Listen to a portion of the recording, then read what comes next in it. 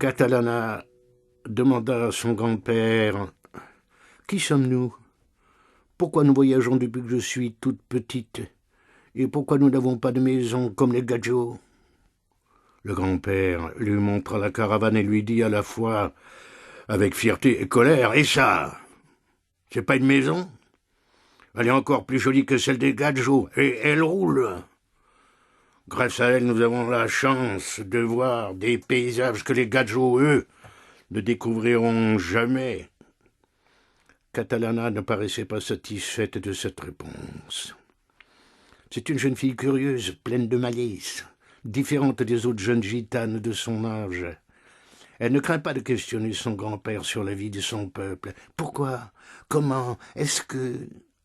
Chaque jour qui passe, Catalana a une nouvelle question qui lui traverse l'esprit. Le grand-père aimerait lui répondre juste et bien, mais parfois, les questions de Catalana lui laissent le cœur vide et les lèvres muettes.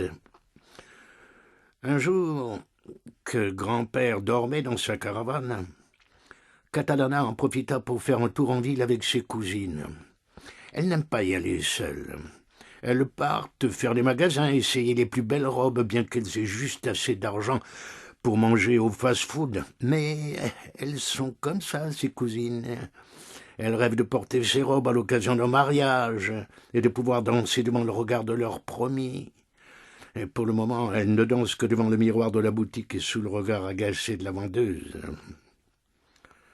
Au retour de leur escapade en ville, elles trouvèrent grand-père en grande discussion avec d'autres vieux gitans. « Nous devons repartir. »« Déjà » cria l'un d'eux.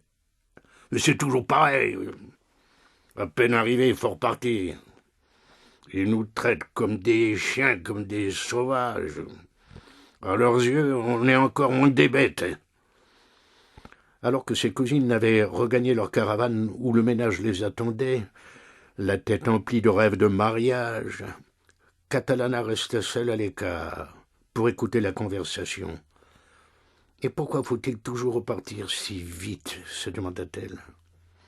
Le grand-père écoutait chaque membre de sa famille avec attention, le visage serré, traçant des gribouillis sur le sol avec sa canne. La discussion dura fort tard, au point que Catalana s'endormit sur la chaise, presque debout.